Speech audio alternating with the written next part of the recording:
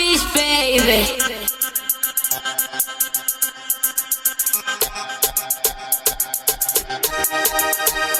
Mwari vanondida kunge Abrahama atamana Eva ndanamata chipo chatumirwana chacha ndasefa unhu hwangu hwembwa hwebenzi vachiti ndegegeva but aisiteja Mwari mangu akandifeva ona amuka marangwa ndandauya ndakapakata zimakatwa handina mama ndichikwidza makataka vanhu vaitonshora kavanizwa ndichinamata honondorwa ndegava mundakabata hwamata zitozenani zvangu mangoma ndichibonda kusimudza musoro dakundiruma seanakonda pese pandatsika matsimba nguva chironda nanhasi mumwoyo mangu mune chironda taitopa gore riya rapakakola kota kanamata munamato takaona mamirako mhepo dzakakundwa gomba racho ndo vakavira mu1 tangara mukoma vangu vandipinza museko 1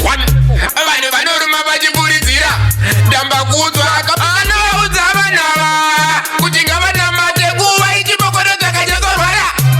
icheteedzi zvandouya taindinamate mumwe ane muzokwadi mhepo dzenyika dzisandikunde ko ndikagotyei ini ndichivamba naMwari wengutatotke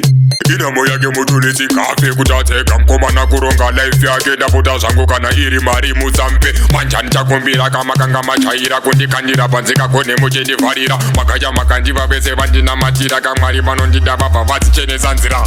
vanhu vanoruma vachivuridzira ndamba kudzwa kopisa chiraudza vanava kuti ngavatendeuke kuva ichipokono dzakachekorwara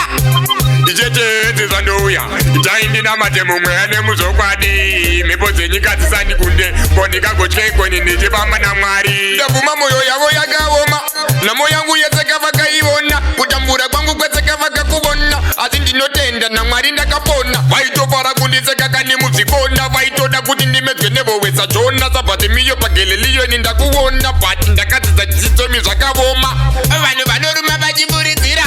ndamba kudzwa kopisa chiraudza vanava kuti ngavatendeuke kuva ichipokono dzakachekorwara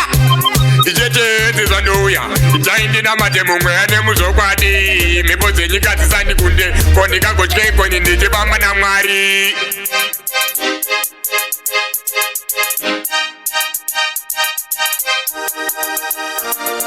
Starfish, baby.